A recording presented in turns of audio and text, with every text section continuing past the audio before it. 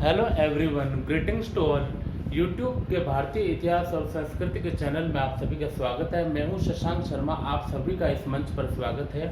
हम आज बात करते हैं हड़प्पा सभ्यता की अर्थव्यवस्था के बारे में। देखो, अर्थव्यवस्था का जो प्रारूप था प्राचीन काल में हड़प्पा सभ्यता या वैदिक सभ्यता के काल में, तो वस्तु विनिमय प्रणाली के आधार पर था, यानी बार्टर सिस्टम के अकॉर्डिंग इनका व्यापार वाणिज्य चलता था, इनका आयात निर्यात चलता था। बार्टर सिस्टम यानी वस्तु विनिमय प्रणाली। ठीक है भाई, मैंने आपको 5 किलो नमक दिया है, उसके बदले आपने मुझे 10 किलो गेहूं दिए हैं। मैंने आपको 10 किलो गेहूं दिया है, उसके बदले आपने मेरे को 1 किलो या 2 किलो तांबा दिया है। उस प्रकार से बार्टर सिस्टम की कनेक्टिविटी से ये बिजनेस चलता था। तो आज हम बात करते हैं हड़प्पा सभ्यता के अर्थव्यवस्था के बारे में। देखिए, हमने हड़प्पा सभ्यता की पिछले लेक्चर्स के अंदर नगर नियोजन प्रणाली पढ़ी थी। ठीक है, तो सिटी प्लानिंग में हमने देखा कि किसी न किसी प्रकार से एक केंद्रीय सत्ता हमें देखने को मिलती है, केंद्रीयकरण के तत्व हमें देखने को मिलती है। या किसी व्यापारिक समूह के हाथों केंद्रीय सत्ता संचालित थी या किसी योगी या पंडित के थ्रू संचालित थी। अधिकतर हमें प्रमाण व्यापारिक समूह के ही हाथों अधिक मिलते हैं। तो देखिए, हड़प्पा सभ्यता के व्यापार की अगर बात करें तो व्यापार विदेशी व्यापार भी था और आंतरिक व्यापार भी था। हड़प्पन सिटी का अगर स्ट्रक्चर अपन बारीकी से देखते हैं तो इंटरनल ग्रोथिंग बिजनेस सेक्टर भी काफ़ी अच्छा था। उनकी आंतरिक अर्थव्यवस्था की स्थिति काफ़ी मजबूत थी, उन्हें इंटरनल सोर्सेज मिलते थे और अपने ही मतलब देशीय ग्रामीण क्षेत्रों में वो उनका व्यापार काफ़ी समृद्ध था और उनसे वे आदान प्रदान वस्तु विनिमय प्रणाली करते थे। ठीक है, उसके अतिरिक्त इनका विदेशी व्यापार से भी संबंध था। विदेशों से संबंध खासकर मिस्र की नील नदी घाटी की सभ्यता है और मेसोपोटामिया की सुमेरियन सभ्यता और खाड़ी देशों अरब देशों से इनका काफी घनिष्ठतम व्यापारिक संबंध था।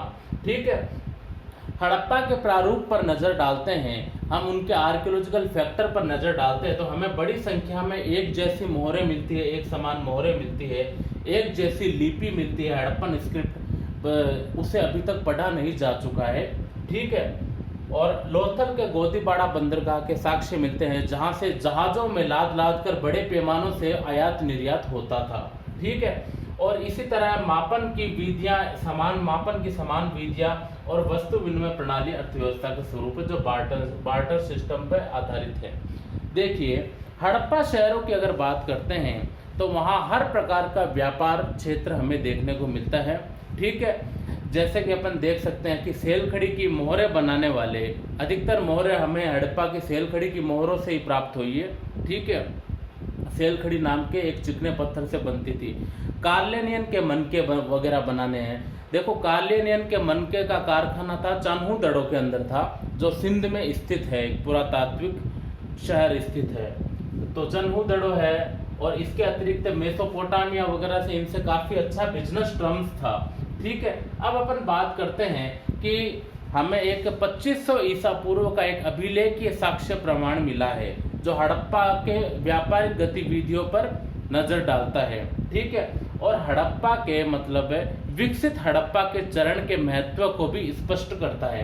देखो, मेसोपोटामिया के शासक मक्काड़ के शासक सारगोन के अभिलेख से हमें एक साक्ष्य मिलता है जिसमें व्यापारिक गतिविधियों के बारे में जानकारी मिलती है। उन्होंने अपने सिंध क्षेत्र या हड़प्पा वासियों को मेलुहा कहा है, मतलब अपने इस प्रदेश को मेलुहा कहा है और उसमें व्यापारिक तथ्यों से संबंधित कई देशों के नाम मिलते हैं जैसे मेसोपोटामिया है। ठीक है, जैसे अपन बात करते हैं उर है, अम्मा, उर, उम्मा, कीश, सूसा, तेल, अस्मर आदि कई मेसोपोटामियन शहर के नाम मिलते हैं। उसके अतिरिक्त हमें बहरीन द्वीप के भी साक्ष्य मिलते हैं। बहरीन द्वीप का नाम दिलमुन रखा गया है। दिलमुन का अर्थ होता है उगते हुए सूर्य का देश। दिलमुन बहरीन है और भी कई तरह के खाड़ी देशों के नाम हमें मिलते हैं। और हड़प्पा के लिए मेलुहा शब्द मिलता है। उनका कहने का मतलब यह है कि आपका हाजा पक्षी हमारे राज प्रसाद में गूंजे। हाजा पक्षी का अर्थ है मोर, यानी अपने एरिया में सबसे ज़्यादा मोर पाए जाते हैं और मोर बड़ी ही तीव्र गति से बोलते हैं। ठीक है, पिकॉक, और दूर तक इनकी आवाज़ें सुनाई देती है। तो इस बारे में उस अभिलेख में इन सब बातों का वर्णन मिलता है हमें। ठीक है, तो हड़प्पा का देखो एग्रीकल्चर फील्ड एकदम सक्षम था, ठीक है, पशुपालन सक्षम था, किस हर प्रकार के जो कारखाने हैं वो सक्षम थे, धातु विज्ञान की दृष्टि से उन्नत था, हमें कांस्य की, सोने की आदि की कई प्रकार की जानकारी मिलती है, कांस्य की उत्कृष्ट मूर्तियां मिलती हैं मोहनजोदड़ो वगैरह से, ठीक है। तो अब अपन बात करते हैं हड़प्पा को। देखो मापन की विधियों का संपूर्ण ज्ञान था और इनकी अपनी पर्सनल मापन की विधि थी और वजन और मापन प्रणाली इनकी खुद की 16 के गुणज पर आधारित थी, 16 के गुणज पर आधारित थी। अब अपन कृषि के बारे में बात करते हैं। देखो एग्रीकल्चर फील्ड की अगर अपन बात देखते हैं तो ज़्यादातर जो कृषि संपन्न जो क्षेत्र हैं वो नदियों के पाटों और झीलों के किनारे किनारे बसे हुए हैं, जहाँ से हमें समृद्ध उपजाऊ मिट्टी और समृद्ध मीठे पानी के सोर्सेज मिल जाते हैं, जहाँ से कृषि वगैरह करना काफ़ी हद तक क्या है कि सही रहता है और इजी रहता है, ठीक है। तो हमें उपजाऊ संपन्न क्षेत्रों के लिए नदियों के इर्द गिर्द दोआब क्षेत्रों पर ही नज़र डालनी चाहिए। तो इसलिए नदियों के आसपास बसने के कारण कृषि क्षेत्र एग्रीकल्चर सिस्टम काफ़ी उन्नत था, सक्षम था, ठीक है।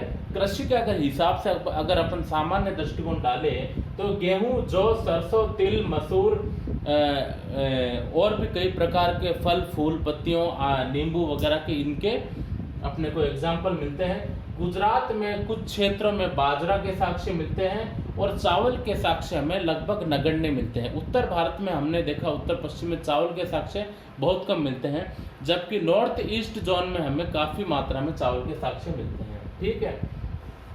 हमें हलों के साक्ष्य मिलते हैं, जुते हुए खेत के साक्ष्य मिलते हैं। टेराकोटा की जो मोहरें हैं उन पर बेल और सांड के बड़े पैमाने पे हमें चित्र खुदे हुए मिलते हैं, उनकी आकृति खुदी हुई मिलती है। और कालीबंगा हनुमानगढ़ और बनावली हरियाणा से हमें जुते हुए खेत के साक्ष्य मिलते हैं जो प्राक हड़प्पाई स्तर के हैं। तो इस प्रकार हल वगैरह सभी के साक्ष्य मिलते हैं।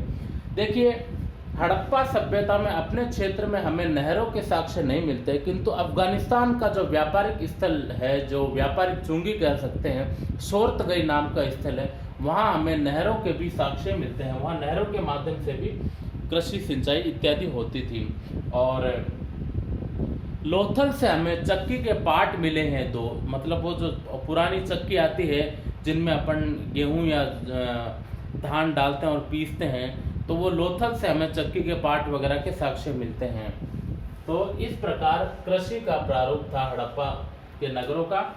और इसके अतिरिक्त हम पशुपालन के भी साक्ष्य देखते हैं।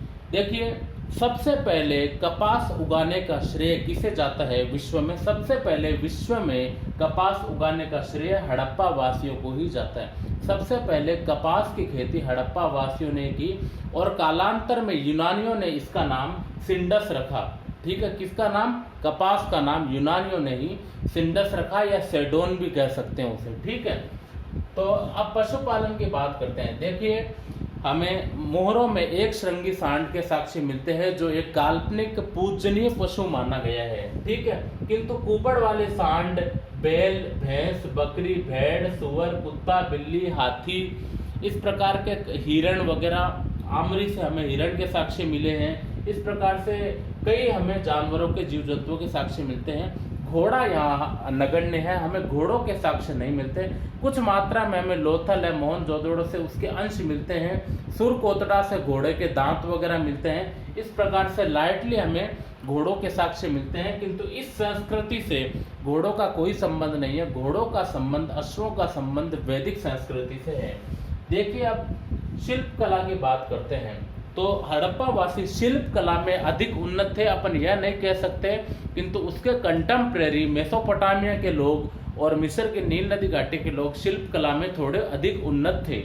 हड़प्पा वासी कांस्य निर्मित मूर्तियां बनाते थे जो काफी उत्कृष्ट थी। अधिकांशतः मूर्तियां माता देवी की मूर्तियां होती थी। हाल ही में एक मोहनजोदड़ो से प्राप्त एक कांस्य प्रतिमा है जिसे इंडियन हिस्ट्री काउंसिल ICHR ने पार्वती की मूर्ति घोषित किया है। इस प्रकार से हमें कांस्य निर्मित मूर्तियां, खिलौने आदि प्राप्त हुए हैं। देखो तांबा और टिन मिला के कांस्य का निर्माण किया जाता है। इसी प्रकार मनके कार्लेनियन पत्थर के मनके होते थे जो चमकीले और महंगे पत्थर है, सेलखड़ी की मोहरें और अलंकृत ईंटें और भी कई प्रकार के शिल्पांकन के साक्ष्य मिलते हैं हमें, ठीक है। वस्त्रों पर भी शिल्पकला वगैरह आदि के साक्ष्य मिलते हैं। मृदभांड तो साधारण शैली के थे किंतु शिल्पकला की दृष्टि से उन्नत थे, ठीक है। और ये जो मनके हैं, सेलखड़ी की मोहरें हैं, कांस्य से निर्मित मूर्तियां हैं, हारिये डोरिये, कई प्रकार की शंख वगैरह इत्यादि कई चीज़ें बनाते थे। शंख के सिप्पी वगैरह के भी ये कई आइटम बनाते थे जिन्हें ये सप्लाई करते थे, ठीक है। और हड़प्पा वासी क्या क्या वस्तुएं देखो विदेशों से मंगवाते थे, है ना। बार्टर सिस्टम के तहत अपने यहाँ से तो जैसे कपास है, तांबा है, कार्लेनियन के मनके हैं, सेलखड़ी की मोहरें हैं, कुछ विशिष्ट प्रकार के पेय पदार्थ है, कुछ विशिष्ट प्रकार के खाद्य पदार्थ है आदि सप्लाई करते थे। और वहाँ से क्या क्या मंगाते देखो, आयातित वस्तुओं में मेसोपोटामिया से लाजवर्द मंगाया जाता था, ठीक है। और गोमेद नाम का एक आता है, आपको पता होगा, गोमेद नाम का एक बहुत महंगा पत्थर आता है, स्टोन।